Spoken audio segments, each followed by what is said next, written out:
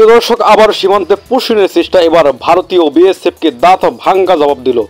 প্রিয় দর্শক, এমনটাই ঘটেছে লালমনিরহাটের পাটগ্রাম উপজেলার জিপনাল সীমান্তে তথা পাটগ্রাম উপজেলার পাটগ্রাম ইউনিয়নের জিপনাল সীমান্তের 818 নং ও 819 নং পিলারের কাছে।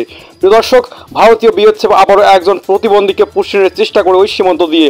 তখন বাংলাদেশি সাধারণ জনগণ খবর পেয়ে ঘটনাস্থলে দ্রুত এগিয়ে যায় এবং দ্রুত সেখানে গিয়ে ভারতীয় বিএসএফের সাথে তর্ক বিতর্কে জড়িয়ে পড়েন এবং সেই পুশিনের চেষ্টা ব্যর্থ করে দেন ভারতীয় বিএসএফের। যেখানে ভারতীয় বিএসএফরা রাইফেল নিয়ে এসেছে, সেখানে শুধুমাত্র বাংলাদেশি সাধারণ মানুষেরা শুধুমাত্র খালি হাতে এবং লাঠি হাতে গিয়ে সেখানে প্রতিহত করেছে এবং খবর পেয়ে দ্রুত ঘটনাস্থলে বাংলাদেশের বিজিবিও ছুটে দেন। প্রিয় দর্শক, এমনটাই ঘটেছে। সেখানে বাংলাদেশি বিজিবি গিয়ে সেখানে সাধারণ জনগণ এবং বাংলাদেশি বিজিবি মিলে সেই পুশিনের চেষ্টা ব্যর্থ করে দেন ভারতীয় বিএসএফের।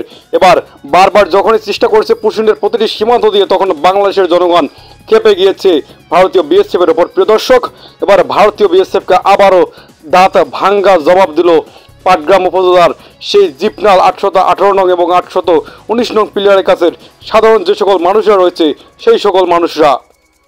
প্রিয় দর্শক, আমরা আরও জানতে পেরেছি যে ভারতের 818 নং পিলারের প্রধান পিলার যে রয়েছে 3 ও 4 নং পিলার, সেই 3 ও 4 নং পিলারের পাশে থাকা যে ভারতের বিএসএফের বাগডোরা যে ক্যাম্প রয়েছে, সেই বাগডোগরা ক্যাম্পের 5 জন সৈনিকের সাথে সাধারণ 6 জন পাবলিক আছে। তার মধ্যে একজন বাঘ প্রতিবন্ধী সাধারণ ভারসাম্যহীন এক যুবক, তার 2 হাতে দড়ি বাঁধা, তাকে কিন্তু সেই ভারতীয় মানুষজনরা মারপিট করে এবং ভারতীয় বিএসএফ সহ মারপিট করে বাংলাদেশে ঠেলে দেওয়ার চেষ্টা করে। এই সময় স্থানীয় সাধারণ যে সকল মানুষরা ছিলেন সীমান্তে, তারা কাজ করার সময় সেটি দেখতে পেয়ে ভারতের বিএসএফের সেই অপতৎপরতা সে প্রতিবাদ জানাতে তারা কিন্তু এগিয়ে যায় লাঠি সোটা হাতে নিয়ে এবং দ্রুত সেই সময় যে 51 বিজিবি যে রয়েছে, সেই 51 বিজিবি পাটগ্রাম ক্যাম্পের টহল, প্রিয় দর্শক, যে টহল টিম ছিল সেই টহল টিম কিন্তু দ্রুত ঘটনাস্থলে ছুটে যায় এবং ভারতীয় বিএসএফের সেই অপতৎপরতা কিন্তু প্রতিহত করে। প্রিয় দর্শক, তখন তাকে পুশিন করতে না পেরে সীমান্ত ফেলে রেখে সেই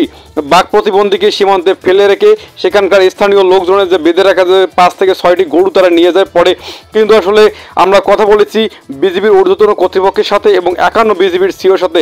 পরে আমাদেরকে রংপুর 51 বিজিবির যে সিও রয়েছে অধিনায়ক লেফটেন্যান্ট কর্নেল সেলিম আলদিন, তিনি কিন্তু জানিয়েছেন যে সন্ধ্যা 6টার দিকে মিটিং হয়েছে বিএসএফের সাথে এবং ভারতের ঊর্ধ্বতন বিএসএফের যে ঊর্ধ্বতন কর্তৃপক্ষ রয়েছে তাদের সাথে কথা হয়েছে এবং সীমান্তে পতাকা বৈঠক হয়েছে, গরুগুলো ফেরত দেওয়া হয়েছে এবং আমরা স্পষ্টভাবে বলে দিয়েছি বিএসএফকে যে পাগল তোমাদেরকেই আবার সেই পাগলকে ফেরত নিতে হবে। আমাদের দেশে আমরা এক বিন্দু পরিমাণ জায়গা তাকে ঢুকতে দেব না।